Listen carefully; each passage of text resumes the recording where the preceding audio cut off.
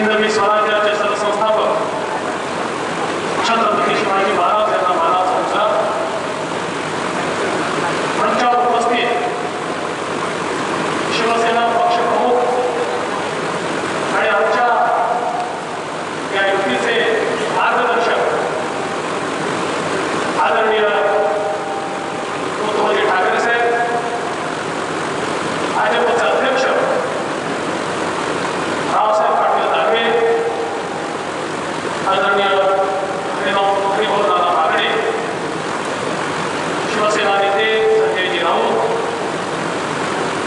माझ्या सहकारी पंकजाताई मुंडे, बबनरावजी लोणीकर, संभाजी पाटील निलंगेकर, अर्जुनराव खोतकर, चंद्रकांती खैरे, मिलिंद नार्वेकर, प्रीतमताई मुंडे, सुनील गायकवाड, रवींद्र गायकवाड, मंचावर उपस्थित सन्माननीय महापौर, जिल्हा परिषद अध्यक्ष, सन्माननीय सर्व माझे सहकारी आमदार, शिवसेना आणि भारतीय जनता पक्षाचे सर्व पदाधिकारी आणि मराठवाड्याच्या 8ही जिल्ह्यातून या ठिकाणी आलेले शिवसेना भारतीय जनता पक्षाचे सर्व प्रमुख पदाधिकारी मी या ठिकाणी बोलतो. खरं तर मगाशी अर्जुनराव असं म्हणाले की उद्धवजींनी आम्हाला युक्तीचा धर्म सांगितला. हे काही नवीन नाही. जेव्हा जेव्हा अर्जुन हा मैदानात उभा राहतो आणि युद्धाच्या भूमीवर जातो, जोपर्यंत श्रीकृष्ण त्याला धर्म सांगत नाही तोपर्यंत अर्जुन कामाला लागत नाही. त्यामुळे जे पूर्वी घडलं तेच आज घडलं. पण मला असं वाटतं की मराठवाड्यातल्या आणि विशेषतः औरंगाबाद आणि जालन्याच्या तमाम कार्यकर्त्यांना मनापासून आनंद आहे की जे वर्षानुवर्ष मित्र होते, काही कारणाने थोडा दुरावा उत्पन्न झाला, आता ते पुन्हा मित्र झाले आहेत आणि त्या प्रकारे शिवसेना भारतीय जनता पार्टी फेविकॉल का मजबूत जोड झाला आहे. त्याचप्रमाणे अर्जुनराव आणि रावसाहेब हा देखील आता फेविकॉल का मजबूत जोड झाल्याशिवाय राहणार नाही.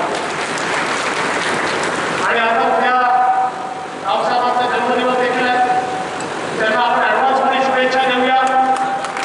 आणि आता उद्या त्यांचा जन्मदिवस साजरा करण्याकरता अर्जुनराव पुढाकार घेणार आहे हे देखील मला माहिती आहे. तुम्हाला माहितीच नाही, हे दोन्ही नेते इतके कलाकार आहेत. उद्धवजींना मुळात चालणार नाही. हे अशी घट्ट युती घेऊन कुठे चालले जातील ते आम्हाला शोधावं लागेल. पण आमच्या सगळ्यांकरता अत्यंत आनंदाचा विषय आहे. आणि मला असं वाटतं की हे ठीक आहे, 3-4 वर्ष आपण जी काही परिस्थिती होती त्या परिस्थितीने आपण वेगळे झालो, पण मनाने मात्र आपण कधीच वेगळे झालो. त्याचं कारण आहे, आज अनेक पक्ष युती करत आहेत. मध्यंतरी आपण बघितलं, पश्चिम बंगालमध्ये 22 पक्षांनी हात वर करून युती केली आणि त्याच्या 15 दिवसानंतर त्याच हाताने एकमेकाला मुद्दे मारले. बघा ना, तिथे हात वर करणारे उत्तर प्रदेशामध्ये SP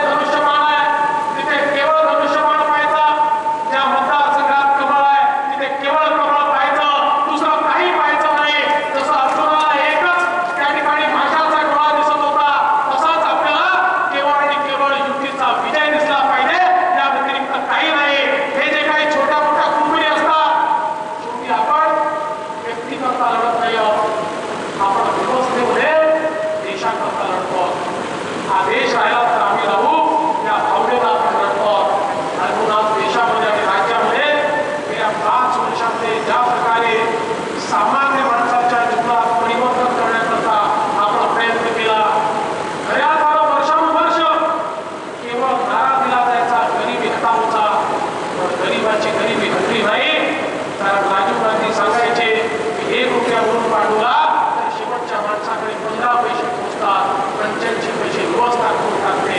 पण मला आनंद आहे, मोदीजींनी अशी व्यवस्था उभी केली की गरीब कल्याणाची प्रत्येक योजना ही गरीबापर्यंत पोहोचली पाहिजे आणि गरीबाच्या जीवनामध्ये परिवर्तन झालं पाहिजे. जनधन सारख्या योजनेच्या माध्यमातून 34 कोटी गरीबांना बँकेची खाती दिली. ज्या गरीबांनी 60-65 वर्षामध्ये बँकेचं तोंड देखील पाहिलं नव्हतं, त्याला खातं मिळालं.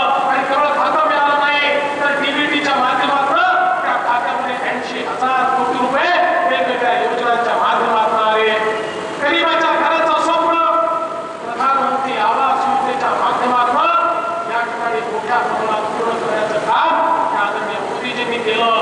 आणि त्यांनी सांगितलं 2022 सालापर्यंत या देशामध्ये एकही गरीब घराच्या विना राहणार नाही. एकही गरीब असा असणार नाही की जो बेघर आहे. महाराष्ट्रामध्ये आव्हान आम्ही स्वीकारलं आणि आम्ही ठरवलं एसीसीसीच्या यादीतला प्रत्येक गरीब त्याला 2019 पर्यंत घर द्यायचं आणि त्याचं नाव यादीत नाही, ते नाव आता पुन्हा नोंदवून घेतलं आणि उरलेल्या लोकांना देखील त्याच्या पुढच्या 2 वर्षामध्ये घर द्यायचं. 2021 सालाच्या आत, 22 नाही, 2021 सालाच्या आत या महाराष्ट्रातल्या प्रत्येक गरीबाला या आपलं युतीचं सरकार या ठिकाणी घर दिल्याशिवाय राहणार नाही. आज आपण बघितलं एक एक योजना, उज्ज्वला सारखी योजना गरीबाच्या घरामध्ये गॅस गेला, उज्ज्वला सारखी योजना गरीबाच्या घरामध्ये त्या ठिकाणी लाईट गेले. आज प्रत्येक घरामध्ये शौचालय आलं. त्या माता भगिनींना विचारा, ज्यांना शौचालय नसल्यामुळे आपली लज्जा सांभाळत दिवसाच्या वेळी बाहेर जायची इच्छा असते तरी जाता येत नव्हतं, अशा आज माता भगिनींना सन्मानाने जगता येत आहे. एक शौचालय प्रत्येक घरामध्ये त्या ठिकाणी तयार झालं. आणि मग त्या योजना तयार झाल्या. मुद्रासारखी योजना असेल, 11 कोटी लोकांना त्या ठिकाणी मोठ्या प्रमाणात कर्ज प्राप्त झालं. आज आपण बघितलं आमचे शेतकरी हे खऱ्या अर्थानं आज आमचा खरा आहे. आज आमच्या शेतकऱ्यांकरता देखील अनेक योजना तयार झाल्या. आज आपला मराठवाडा हा मोठ्या प्रमाणात या ठिकाणी दुष्काळाने होरपळला आहे. आणि माझी कार्यकर्त्यांना विनंती आहे, निवडणूक तर येतील जातील, निवडणुका आपण लढवू, निवडणुकांमध्ये मतं मागू, लोक आपल्याला मतं देतील. पण या निवडणुकीच्या भानगडीमध्ये आपण जो सामान्य माणूस दुष्काळात होरपळतोय त्याला विसरता कामा नये. कार्यकर्त्यांची जबाबदारी आहे. मी केंद्र सरकारचे आभार माने. केंद्र सरकारने 4,700 कोटी रुपये थेट आमच्या शेतकऱ्यांकरता या दुष्काळाची मदत म्हणून आपल्याला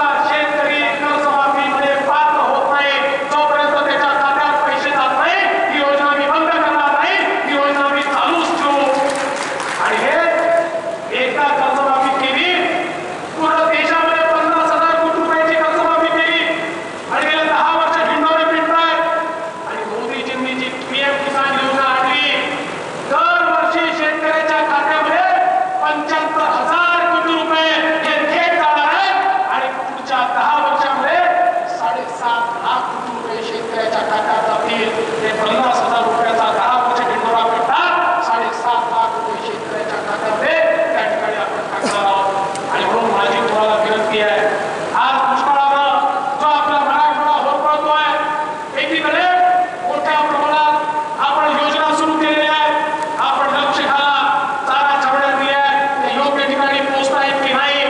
आणि अनेक लोकांची सवय आहे, अनेक वर्षापासूनची सवय आहे, ते चाराही खातात आणि शेळी खातात. आपण सामान्य माणसाकरता, शेतकऱ्याकरता काम करणारे लोक एकही जनावर चाऱ्याविना आणि पाण्याविना तडफडू नये, ही आपली जबाबदारी आहे. आणि या संदर्भात सगळे जी आर झालेले आहेत,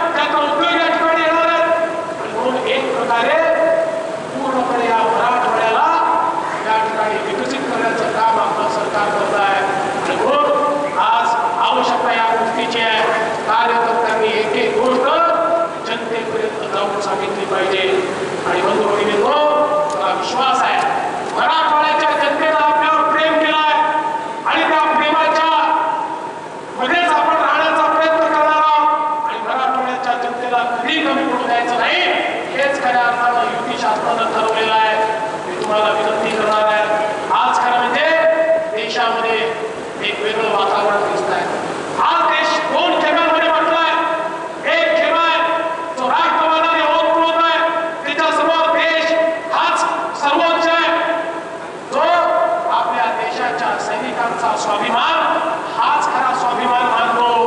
आज बघा या देशाची अवस्था काय होती.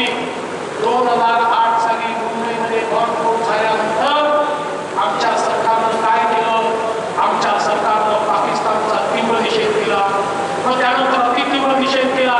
मग अति तीव्र निषेध केला आणि मग त्यानंतर युनायटेड नेशन मध्ये जाऊन सांगितलं बघा तो पाकिस्तान आम्हाला त्रास देतो, आमच्याकडे बॉम्बस्फोट करतो. याच्या पलीकडे 1,400 कोटीच्या भारतानं काहीच केलं नाही. पण आज मोदीजींच्या नेतृत्वामध्ये एक नवीन भारत तयार झालाय की ज्या भारतामध्ये आता ऐकणारा भारत नाही आहे. या भारतावर कोणी आक्रमण करेल तर ते आक्रमण परतवून लावायची ताकद या भारतामध्ये आहे. मुलीमध्ये आमच्या सैनिकांना शहीद करण्यात आलं. भारताच्या सेनेनं त्या ठिकाणी पाक काश्मीरच्या सीमेमध्ये घुसून त्या ठिकाणचे दहशतवाद्यांचे हल्ले तहेस नहेस करून टाकले. पण पाकिस्तानची शेपटी दुसऱ्याच्या शेपटासारखी वाकडीची वागडी पुन्हा एकदा पुलवामामध्ये एक भ्याड हल्ला केला. आमच्या सैनिकांना जवानांना सीआरपीएफच्या शहीद करण्यात आलं. देशाचे पंतप्रधान मोदीजींनी सेनेला सांगितलं ते माझे शहीद आहे, या शहीदांच्या रक्ताचा बदला घेतलाच पाहिजे. त्यांच्या जीवाचं मोल काय आहे ते दहशतवाद्यांना समजलंच पाहिजे. मोदीजींनी सेनेला सांगितलं तुम्ही ठरवा कुठल्या दिवशी हल्ला करायचा, कशा प्रकारे करायचा, कशा प्रकारे बदला घ्यायचा, थोडी छूट तुम्हाला देतो. आणि भारतीय सेना ही जगातली जाबाज सेना आहे. आमच्या सेनेमध्ये जी ताकद आहे आमच्या सेनेनं दाखवून दिलं. त्या ठिकाणी रात्री 3:30 वाजता बालाकोटमध्ये जाऊन आमच्या एअरफोर्सनं दहशतवाद्याचे जैशचे अड्डे त्या ठिकाणी नष्ट केले आणि सुखरूप आमचे सगळे त्या ठिकाणी परत आले. भारताला आपली ताकद दाखवून दिली. मित्रांनो भारताच्या सेनेमध्ये ही ताकद नेहमीच होती. पण भारताच्या नेतृत्वात ही ताकद नव्हती की सेनेला कुणी छूट देईल. भारताचं नेतृत्व हे कोर्टचे पतरोड घेत होतं आणि कोर्ट पाकिस्तान हा देणं हा दहशतवाद प्रभावत होता. पण मोदीजींनी तर दाखवून दिलं की भारताकडे वाकडी नजर केली तर आम्ही देखील तिसरा डोळा उघडू शकतो. हा ऐकणारा भारत नाही आहे. आणि एकीकडे हे राष्ट्रप्रेमाने ओतप्रोत असलेले आम्ही सगळे आणि दुसरीकडे सेनेला काही लोक पुरावे मागतायत. सेनेला म्हणतायत पुरावा द्या, पुरावा द्या, पुरावा द्या. आणि पुरावा द्या त्यांनी जर आधी सांगितलं असतं तर याचा एखादा माणूस बांधून दिला असता. त्यांना सांगितलं असतं तुमचा माणूस द्या आणि त्याला दाखवलं असतं कशा प्रकारे बॉम्ब पडतात. आणि काय म्हणून राहिले तर एकीकडे सेनेला पुरावे मागतात आणि दुसरीकडे म्हणतात अझर मसूद जी, अझर मसूद जी. आणि मी तर परवा असं म्हटलं की बरं यांचं सरकार येत नाही